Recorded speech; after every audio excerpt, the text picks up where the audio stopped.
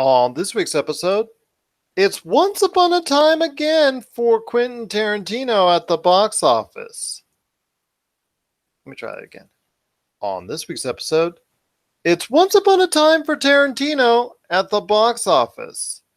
We go back to the 90s, and could the boys be the next anti-hero? Now I'm gonna. Now I'm gonna redo that because I think you want to add the grunge thing in there. On this week's episode, it's Once Upon a Time for Tarantino at the box office. We're going grunge music, and could the boys be the next anti-hero hit for streaming services? For Amazon. All this and more as we once again delve into the pop culture cosmos. Copyright strikes. Don't like it. They mess me all up. You know who you are, ST, whatever your company name is, you meanies. And we're back with another episode of the Pop Culture Cosmos. My name is Gerald Glassford from Pop Culture Cosmos and Game Source. We truly appreciate everyone out there listening to all of our great programs.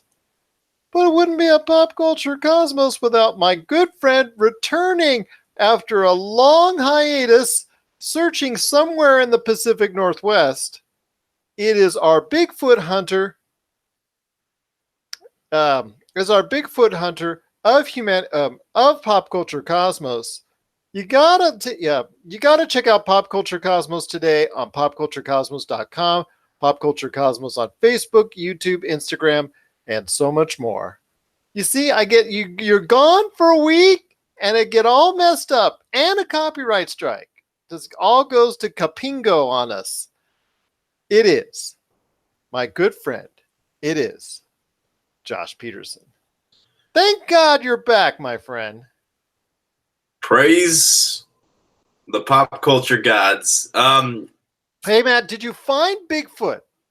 No, I actually, so it's weird because I went out there and I did not know that was such a big deal out there. They have Sasquatch at pretty much every store you go to. Like, you can buy t-shirts, books. They have field guides on how to track down Sasquatch. You can buy little whistles that make Sasquatch mating sounds. How they know what sounds those are, I don't know, but they take that pretty serious out there. They're like clearance duck whistles. Pretty much, but there's buttons on them, so you get to pick like which one you want to do. Okay, fair enough. You know what? This would sound crazy normally, but then again, in September, we're going to have to remind each other about Area 51 and how everybody's going to storm that and probably end up buying alien t-shirts anyways. So you know what? It's just our weird society as it is. And then we'll cue the REM song Into the World, like an Independence Day. Exactly. But I do want to thank once again Ben Arnault for stopping by on last week's Pop Culture Cosmos to talk San Diego Comic-Con with me. Just truly appreciate him taking the time to do so. But yes, I do have Josh back for the episode, and we're going to be talking a lot of great things, including Once Upon a Time in Hollywood. I'm going to be going ahead and sharing my thoughts on it. I've seen it, and I'm going to share a little bit of spoiler action on it, so I will tell you when that's upcoming, but I do want to tell you exactly what I thought of Once Upon a Time in Hollywood from Quentin Tarantino, his 9th film. So I did get a chance to see it this weekend, and I'm going to share my thoughts on that. Plus, also as well, we're going to be talking later on in the episode about the new Amazon series, The Boys, and how, yes, this is another anti-hero, superhero type show that is on another streaming service. This time it's Amazon Prime. So we're going to go ahead in detail as far as our thoughts on what we're hoping for, some of the good words, some of the bad words, or what type of word is what type of words out in the street about it already, and our hopes about The Boys coming up later in the program. Plus, Josh has got some more thoughts as well that he wants to share. But you know what, my friend? Speaking of the Pacific Northwest, yeah, I know you wanted to talk to me about something up there because there's also, besides Sasquatch, there's a lot of other great influence as well. Yeah, so I got a chance to mosey on over to the pop culture museum. It's called the or Museum of Pop Culture. It's called Mo Pop, I think. But yeah, it was. There's a lot of cool stuff in there. They actually have some of the. Is it owned by Funko? Is it? I don't know. I said It probably, they have a lot of Funko products in there, so that's definitely a good possibility. But no, it's just interesting. They have and I'll get to the specific thing I want to talk about in a minute. But you go down in there, and they have like some of the props from old horror movies. They have stuff from Walking Dead. They had the original suit from Alien. And, you can see some of the props from Hostel, Texas Chainsaw Massacre, and then you go into this other room, and they have all the sci-fi stuff in there. So you have the costumes from The Fifth Element, some of the costumes from Blade Runner, the what T-2000, is that the Terminator? Yes, T-2000. And just before you go on, rest in peace, Rutger Hauer. Rest in peace. Oh my God, yeah, that was actually really sad. But yeah, they have all those props, and then they have you go further down into the exhibit, and they have a case that just has all of the guns from all these famous sci-fi movies. So they had stuff from Men in Black, stuff from Star Wars, stuff from Star Trek, stuff from The Matrix. There's all kinds of cool stuff down there. So if you get a chance, definitely go check it out. You can see props from Dune. There's a little interactive thing where you get to try to park a Star Destroyer, which is cool. You go further in, there's another thing right next door to that exhibit where you go in, it's like a fairy tale thing. So you go in, they have stuff from, they have interviews that they did with like Peter Jackson and the cast of the Princess Bride, and they have their props there. So they have the costumes, and they have a lot of stuff from Lord of the Rings. There's a big, a lot of stuff that Activision donated from their World of Warcraft franchise, mostly replica weapons and paintings and stuff like that. So there's definitely a lot of really cool stuff, and it's cool to see that people are willing to donate these items so that people could go there and kind of learn about them, and read up on the history of some of these great films. What was really cool to me though, and this is going to be my question to you, their whole second floor it's all music, right? So you go in, first thing you do, there's a big screen, but you go in, and the first thing on your right, you see Jimi Hendrix. You see a whole display dedicated to Jimi Hendrix. You go further on, and there's a Nirvana one. So in the Nirvana one, they credit Nirvana with starting the grunge movement in, it just starting grunge as a whole, grunge rock. And then there's a Pearl Jam exhibit, and it makes me wonder. I wanted to talk to you about this. I wanted to ask your thoughts. Because I'm old enough to remember. Well, I mean, I started listening to music around 94 when I want to say that when Nevermind came out. But it's interesting to me because we have this dilemma, right? Like the whole Beatles versus Rolling Stones. Who was in America first? Who did this kind of music first? Who's responsible for the British invasion?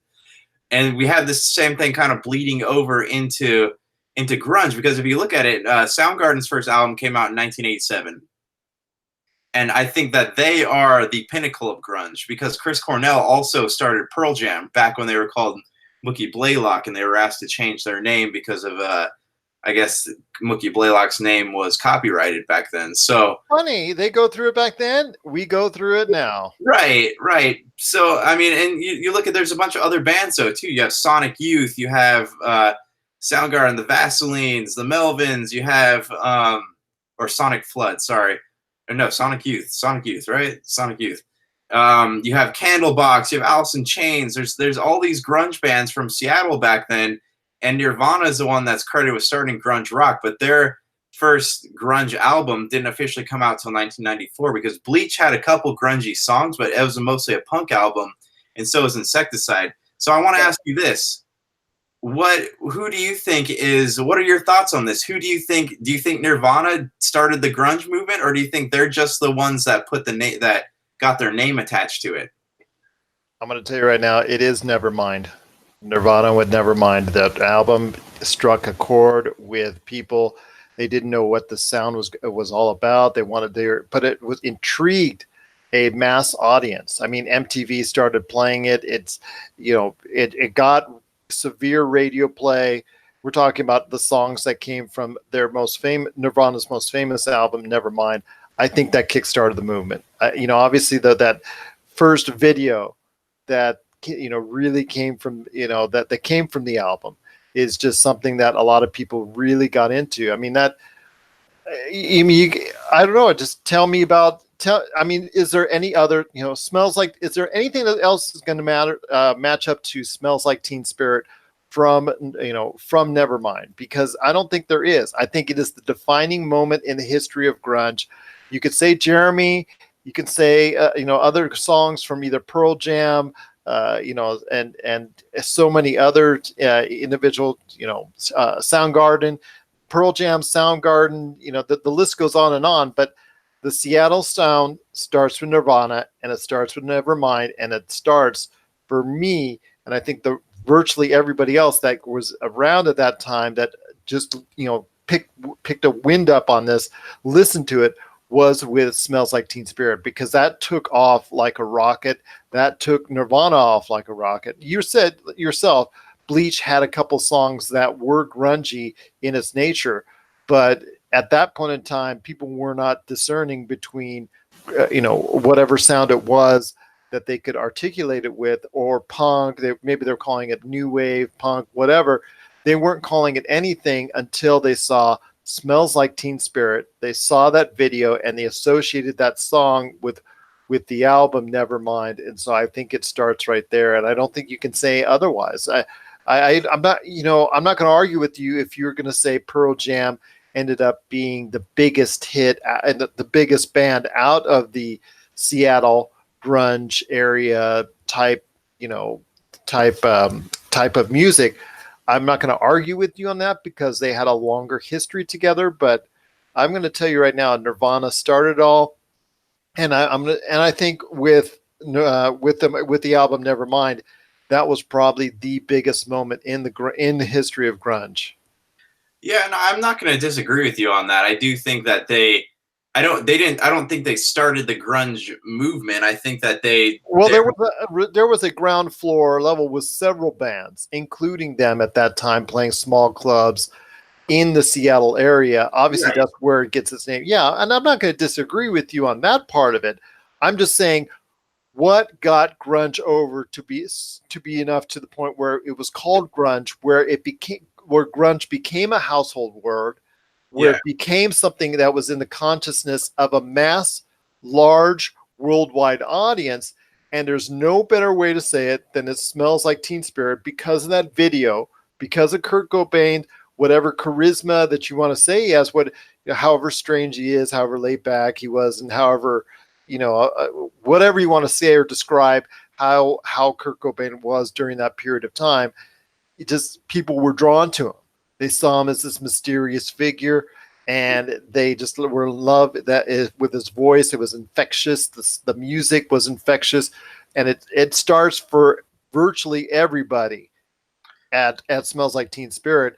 But again, if you were in the Seattle area at that time, or in other spots as well as other bands from the grunge era started playing, yeah, of course you're going to say it started maybe late 80s, things of that nature, but to the mass audience, you cannot say it will start other than Smells Like Teen Spirit and Nirvana's Nevermind. Yeah, because I mean, that album did change the way a lot of radio stations operated and the way MTV operated. Because they were still doing a lot of poppy songs, a lot of songs that were using heavy synthesizer. Mm-hmm. Only a couple bands from the heavy metal side, or hard rock side, like Def Leppard, and a couple others that were playing. I don't want to say like pop rock, but rock that had a good enough sound that would translate to a pop audience. They were the only bands that with a heavy guitar theme or with a heavy guitar mode that could really translate to a top 40 audience. Then Nirvana comes on, and it's all guitar, and it takes off like a rocket from there. Yeah. I mean, they opened the door. Okay, anybody else tells me otherwise, I'm going to disagree with them, because if you tell me that Pearl Jam or Soundgarden or anybody else opens the door, you're wrong, because it all started off with Nirvana opening the door with that huge hit, Smells Like Teen Spirit, and the album Nevermind. Yeah, I mean, disagree that Nirvana opened the door, but I feel like the door had already been pre-established, I guess is what I'm trying to say. I disagree with you on that. I just think it was small and relegated to a smaller area, smaller sound. I mean, it could have ended up. It could have easily ended up just being like punk and ska and some other things that were a mild hit at best, maybe a mild fad, but never got over to a mass audience. And it could have been in that realm and could have stayed in that realm until Nirvana's Nevermind came out. Yeah, I mean, no. you can't argue with it. I just looked up the stats, man. 30 million worldwide. 30 million albums worldwide. It's the biggest grunge album ever. It's more mainstream. It was more mainstream than a lot of this stuff because I'm a huge fan of like Temple the Dog, and Alice in Chains was amazing back in the day, and their stuff gets played on K-Rock all the time. So it's hard to. I mean, I don't want to. Alice in Chains is a great band. I've heard their stuff for years. I get that, but I'm telling you, to a mass worldwide audience, grunge did not get over until Nirvana hit with their second album. Yeah. No, I mean that's. I'm not even arguing that point. I feel like the genre was established though before Nirvana. I mean, the genre might have been established, but it never got over. And to many people, that's when it starts. Yeah. Okay. So now we're that's what I'm trying to say. I think we're on the same page. Just different ways of saying it. I mean, you could say Nirvana's, first hit, first album. That you could say other bands' first album that were playing before 1991 that were popularized during the grunge movement. I mean, you could all say they started it around in local clubs in Seattle, circa 1988, 1989, whatever. But that's a hard thing to pin down exactly when the grunge movement started at a small venture like that. I'm going to just tell you, for many people, it started when it was popularized by Smells Like Teen Spirit. And I think that's probably when you're going to have to say, that's when it became something of a household name. That's when it became something that people really wanted to listen to and wanted more of outside, of a large audience, not just a small audience relegated to one section or one community or one underground movement that would not ever really pick up steam to the lengths that it did if without Smells Like Teen Spirit and Nevermind. Yeah, I mean, again, that's what made it go mainstream, as opposed to all like the underground stuff that a lot of these bands kind of prided themselves. I mean, the Beatles movement. Let's start that. Do you want to say it's when they first started their club hit? When they first started playing in clubs? Yeah, you can say the Beatles movement started there, and you had some fans, things of that nature. But it's not until they started producing studio albums that they started to really take off. Yeah, that's true. And and that goes back to, there's a whole other argument to be had there. I mean, do you want to say that's when Beatlemania started, when their albums started to take off, or do you want to say Beatlemania started when they started playing their songs in the club, when they got together? There had to have been something there when they were playing the songs in the club, if people wanted them to keep playing the songs in the club. You're going back and forth on this, man. Beatlemania did not really start in when Pete Best was playing or anything like that. Beatlemania started when they started charting on the actual radio, on the charts, both here in the States and obviously around the world. So, that's, again, it's just, when do you want to say the grunge movement? I mean, technically, you're right. It could have started when whoever band in a garage in Seattle started first. Okay, that's what technically you could say that. But I'm going to tell you, for many people, the grunge movement started much later than that, in 1991. That's my deal. All right.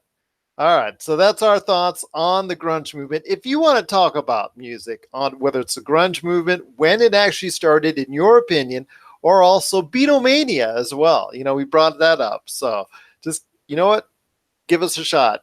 PopCultureCosmos@yahoo.com. PopCultureCosmos on Facebook, YouTube, and Instagram as well. Josh, if you're a man of technicalities, you want to read between the lines, I got to give it to you. We'll give this round to Josh Peterson on that one. All right. There you go. 1-0. All right. It makes up for not finding Bigfoot. But there's a lot of great things to talk about because this weekend it was a successful one for Quentin Tarantino. He actually debuted his new movie, his ninth film, Once Upon a Time in Hollywood, at the theaters this weekend.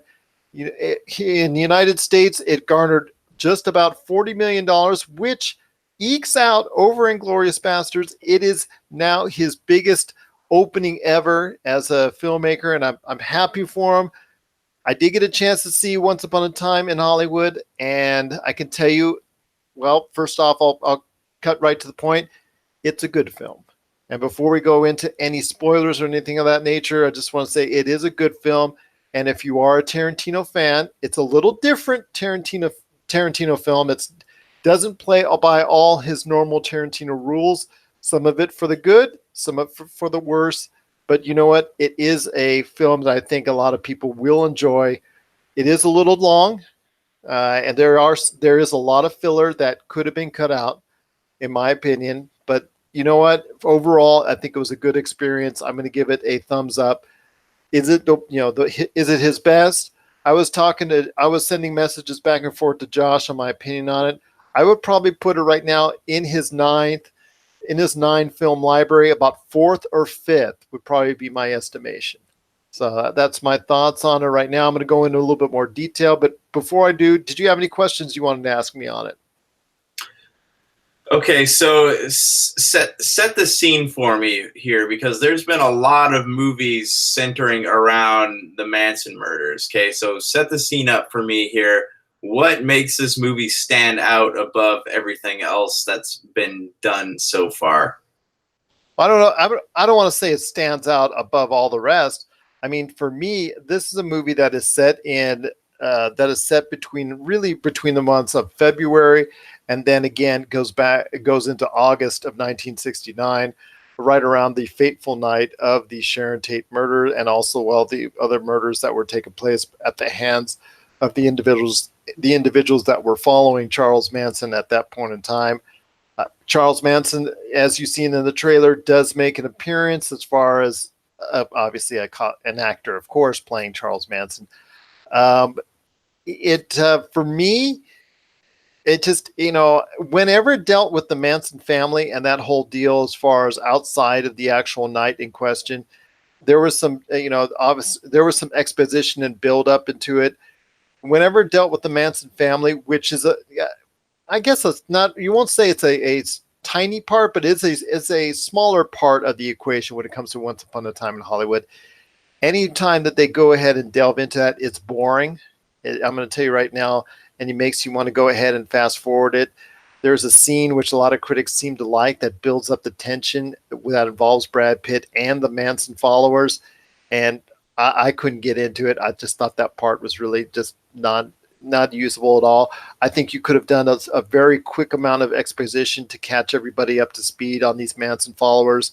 I know a lot of them are children of famous stars or directors. In fact, Kevin Smith's daughter, Ethan Hawke's daughter, they're all Manson followers in the movie. Yeah, that's great, but I just think that Dakota Fanning's also one of the Manson followers as well. So it just, to me, a lot of the stuff when it dealt with the Manson family, I thought was bloated, and I thought it wasn't needed. I think a lot of people already were familiar with some of this already and just wanted to get to the point, because it is a 2-hour and 45-minute movie, and it felt long. It didn't feel like Avengers Endgame, which did not feel long to me. That one did feel like it could have taken about 25, almost 30 minutes out of it, and it still would have actually been a better film to me. I will tell you first off that the reason why I liked it so much are 2 reasons: Brad Pitt and Leonardo DiCaprio. Brad Pitt, this is one of his best performances of his life. He just did a great job in the film.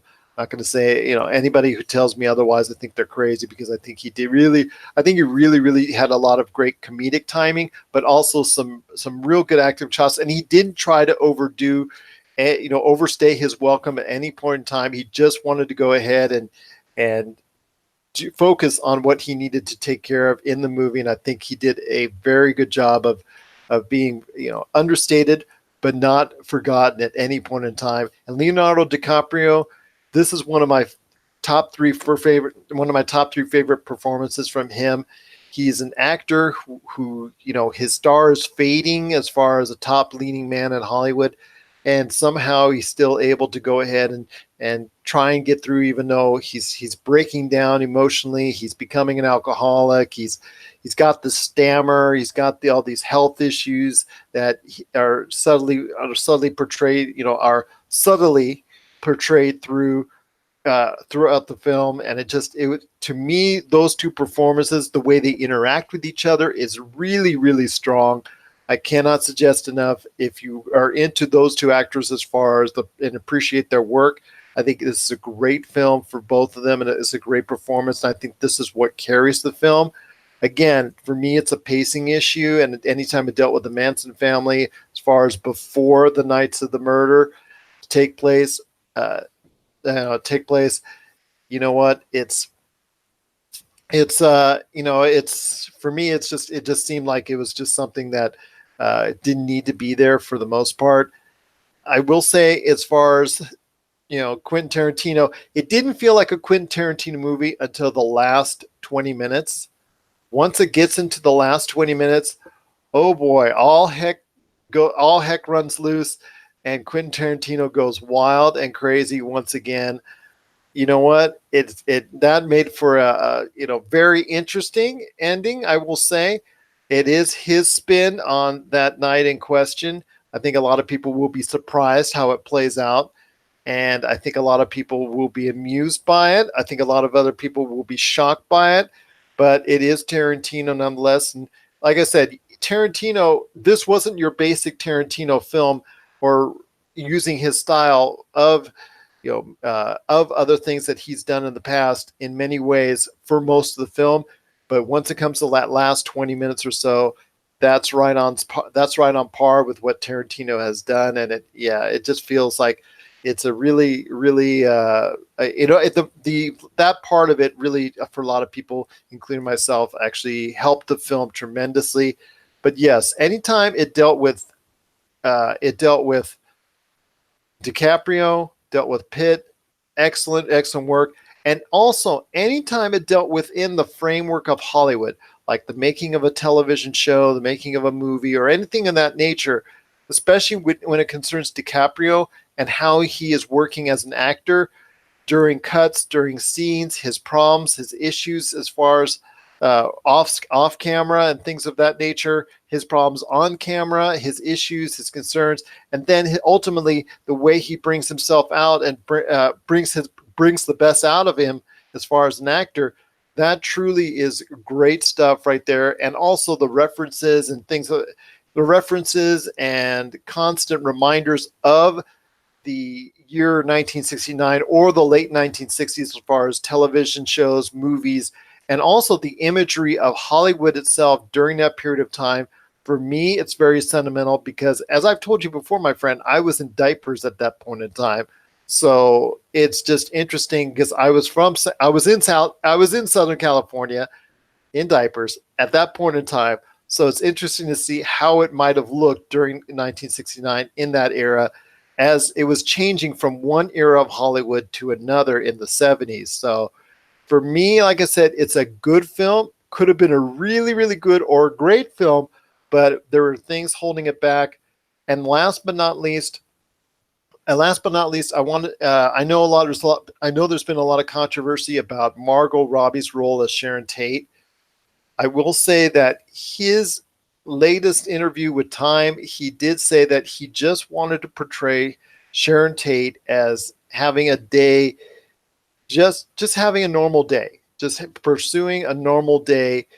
And in this movie, she does that, but that's going to disappoint a lot of people.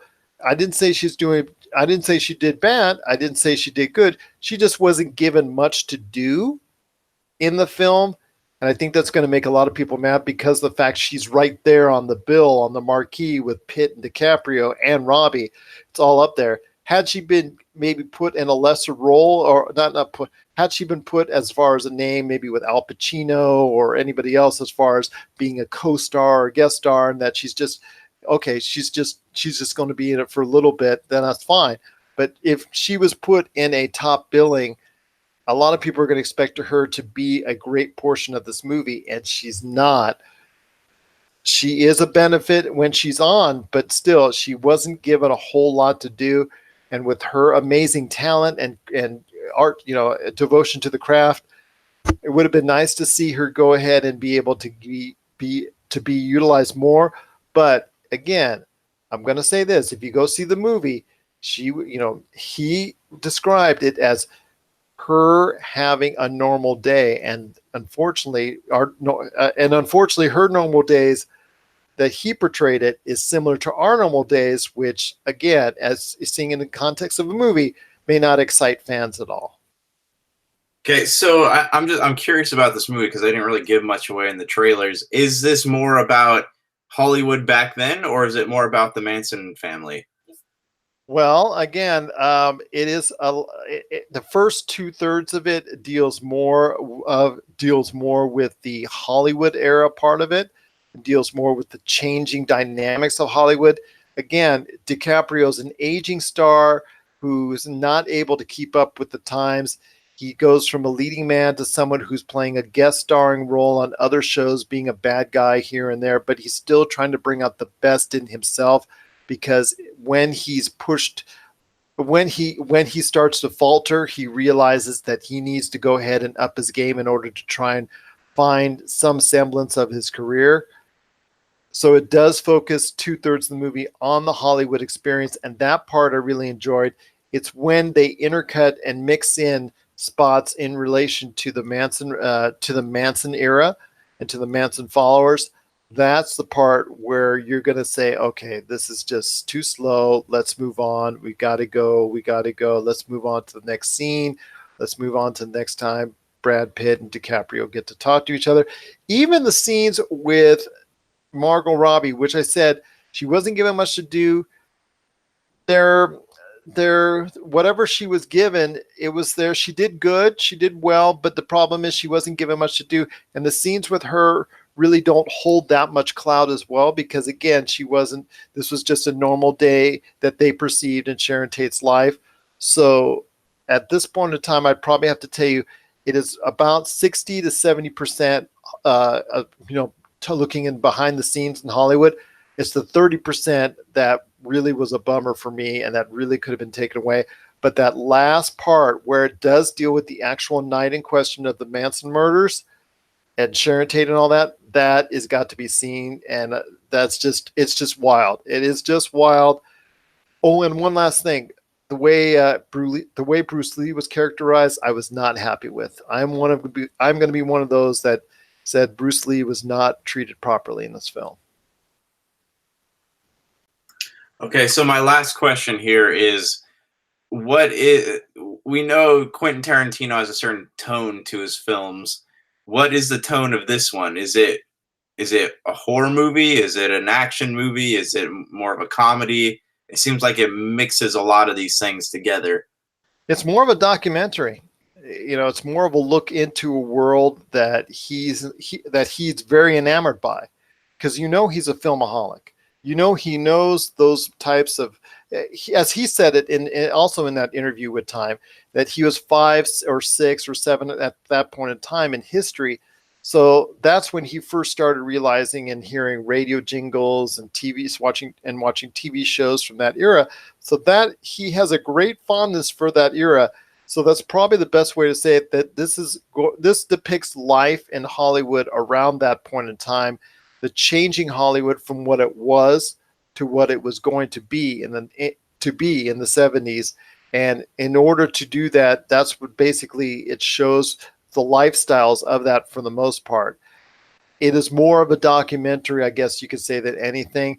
And then even when it deals with the Manson family, it's not a horror movie per se, but that last 20 minutes, you might as well say it. I mean, you might as well think it would be for the last 20 minutes, but again, that's Tarantino. It's, for the most part, it's just almost as if someone was reading a diary, and this happened on this day, and this happened on this day, and this happened on this day, because to me, it just seemed like a love letter to Hollywood era gone by. Okay, so last question. Gerald's recommendation, yay or nay? It's going to be yay. But again, it is something that could have been a half hour shorter, and it could have been a whole lot better. But if you're going to grade on a scale from 1 to 10, I'd probably get it right now about a 7.5, maybe even 8. The performance, I'll probably be between a 7.5 and an 8, maybe a 7.7 or something like that. I think the performances are outstanding between Pitt and DiCaprio, and for that reason alone, you got to watch the movie. And again, like I said, there are many issues with it that I have, which holds this up from being one of the best Tarantino films.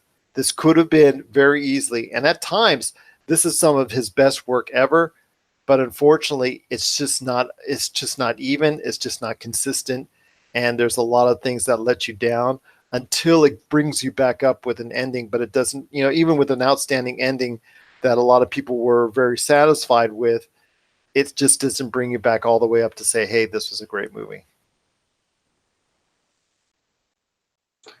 All right, cool. That's wraps up my questions. You have any closing thoughts on it?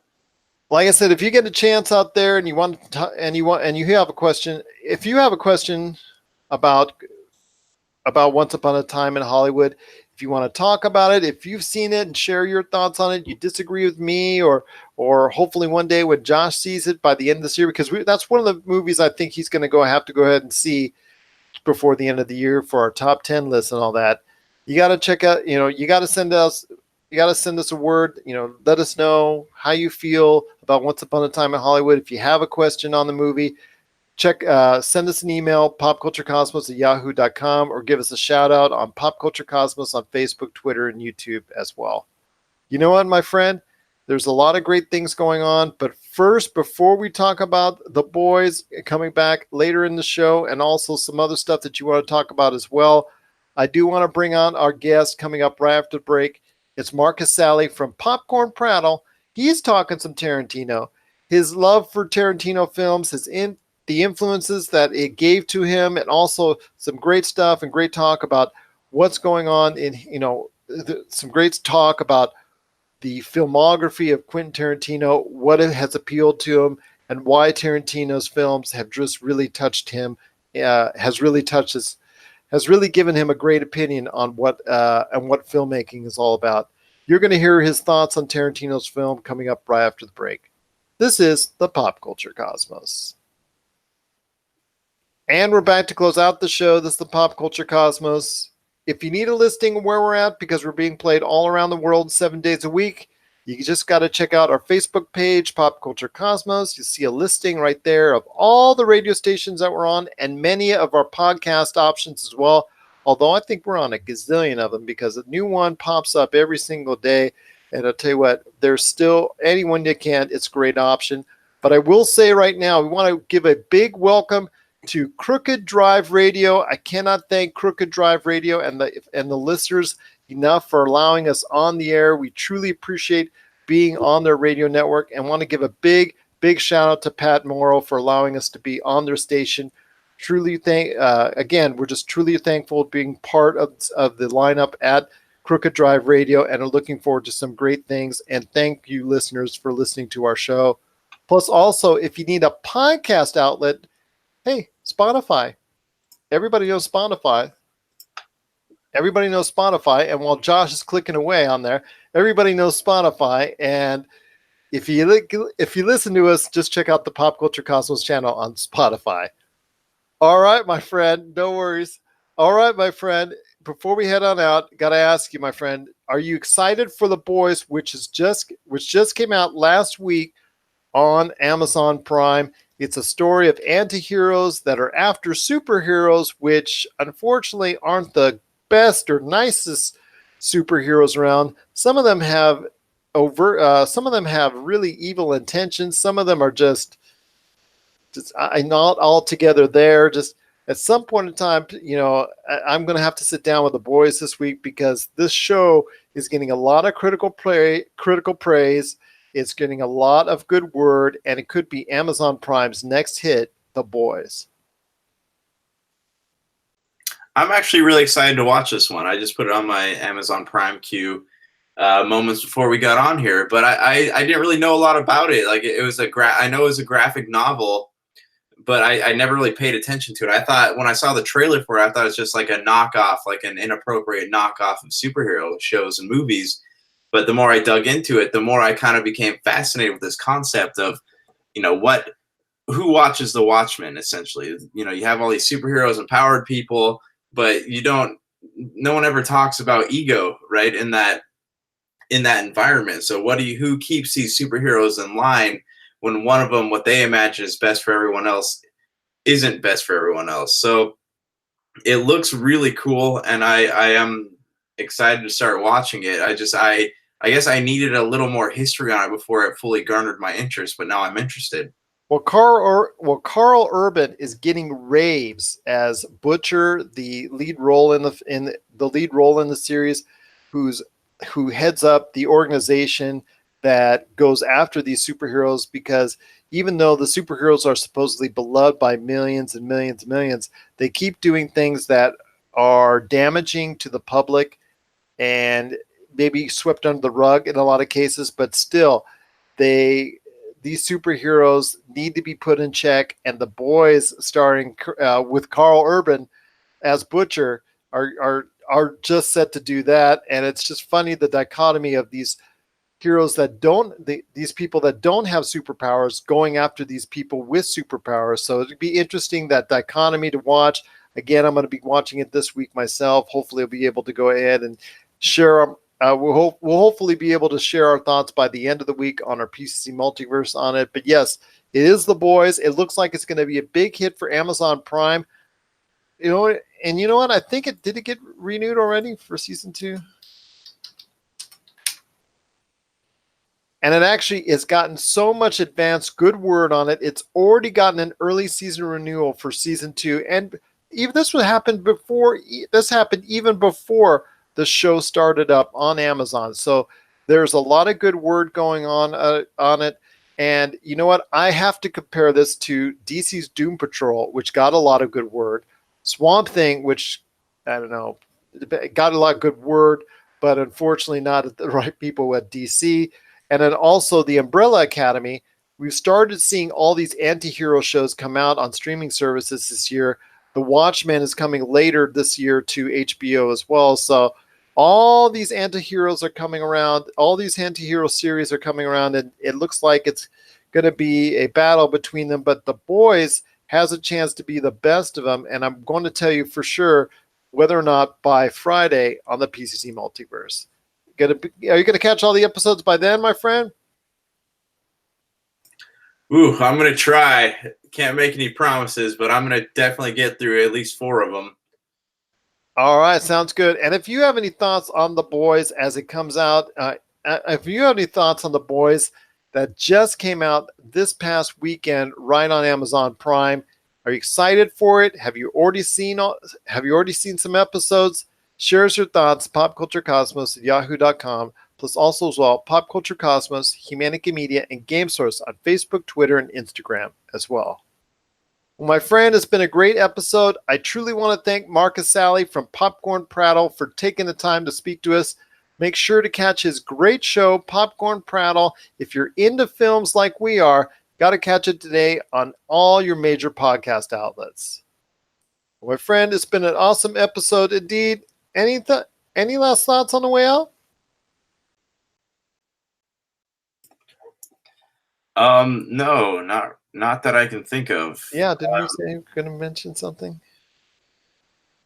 I'm sorry. DC related? DC related. Something renewed for season 5? Oh yeah. Oh, my bad. Hey, thank you. Thanks for the reminder. Yeah, there's been a lot of whispers going on post Comic-Con that they're going to be they might be renewing Batman Beyond for another season. So they had season 1, 2, and 3, and they had the movie Return of the Joker. And then if that was successful, they're going to continue on to another season. But we might get that next season, according to, if the Blu-ray box set sells well coming out of Comic-Con here. And I just wanted to know, do you have any interest in Batman Beyond? That series always fascinated me because it ended. The series officially ended in an episode of Justice League Unlimited where we find out that Terry McGinnis is a clone of Bruce Wayne. And And I don't know. It just we never really got the ending that deserved, because that world it was a very rich world full of very vibrant characters, in comparison to the 90s Batman that it's a spin-off of. And I would love to see more of it. So what is your have you ever seen any of it? I have seen some of it, but it's not been a high priority. It hasn't caught with me the way it's caught with you. I still think with the HBO Max looking for all this type of extra content that they need, that I think this would go well with it, or the DC streaming service, because you see what happens now with DC's Doom Patrol. That's now going to be on both those options. So I'm looking forward to hearing more about Batman Beyond Season 5. But you know what, my friend? When you announce anything in your DC at Comic-Con and you got totally trashed by Marvel, it really just ended up being a whisper about anything relating to DC. They didn't even try. They barely even did anything at Comic-Con. And you know what? That's just like waving the white flag. They're done.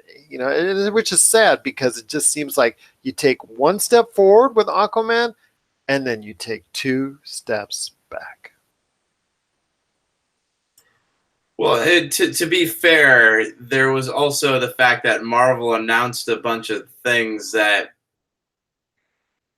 we're not going to see for another year, probably. So it just maybe DC's got something up their sleeve. I know they're kind of in flux right now because their streaming service is being reevaluated, and then we have the whole thing with HBO. So there's some things going on behind the scenes, and I imagine that they're going to be making some announcements here pretty soon.